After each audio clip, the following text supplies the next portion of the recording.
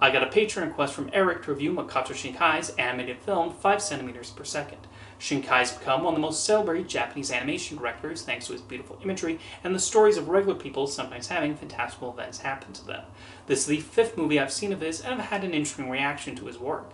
Even when I start off really liking what's on screen, I tend to find his endings underwhelming, although I still come away feeling positive about the film as a whole. I felt this way about Your Name and Children Who Chase Lost Voices, for example. Weathering with You was another one I thought was great through most of it, but I did not like where it went in the third act. Suzumi is the exception though, as I found the entire story imaginative, and I did think he managed to stick the landing with that one. So that's my personal favorite of the Shinkai films I've seen. With 5 centimeters per second, I started watching it not knowing what to expect. I did not know it was basically 3 individual stories, although they followed the same character, Takaki. It was an interesting way to explore the different stages in his life, and each chapter has its own individual feel. I thought the best of the 3 segments was the first one, Cherry Blossom. It sets up the main character well, and the relationship he forms with a girl in his school. However, what most stood out to me about this story was the use of the train station. It really captures that feeling of waiting for the train or rushing to catch the next public transport you need to reach that destination. And as someone who's never been to Japan, I liked seeing how the train systems run over there. It all adds the proper feeling to this segment, and the quiet scenes between Takaki and his friend Takari are nicely depicted and have the right level of poignancy and depiction of young love. The second storyline, Cosmonaut, is solid, continuing the idea of the previous one of Takaki becoming friends of another girl.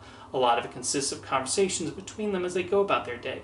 It's fine, but what makes it work is more so the environments than necessarily the discussions they have. It's interesting to see them go to different places, like the roads and the convenience store, and even witnessing a space launch. I would put the third segment on par with the first, as we see Takaki working as a programmer. It showcases the bustling streets of Tokyo and the work culture there, and Shinkai seems to have a lot to say about the daily routine of people in Japan. It nicely connects back to the first segment in a satisfying way.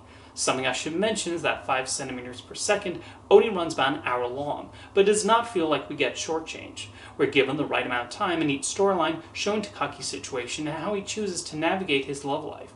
Whenever a segment ended, I never thought to myself, oh, that's it? Of course, one of the strongest points of the film is the animation. There's a beauty to every frame, with the backgrounds especially standing out. I've seen it joke that this movie should be titled 5 wallpapers per second instead, and I would say that's accurate. I found myself getting immersed in the locations just as much as the dialogue. It all adds to the serene feeling the film provides. Even when a predicament occurs, the film just treats it like another part of life. Maybe Takaki's life would have gone in a different direction had he made that specific choice, but the film shows that even in circumstances where we find ourselves maybe growing apart from someone, that memory still lingers. The thing I find most evident when watching Makoto Shinkai's work is his genuine interest in people.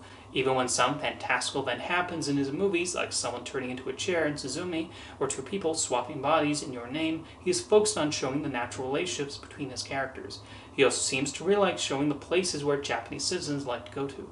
I noticed McDonald's feature prominently in Suzumi, and in 5 centimeters per second, we also get a scene of characters eating there with the logo shown and everything. I guess he really likes McDonald's, but it also adds to the authenticity he tries to bring to those characters and his depiction of Japan.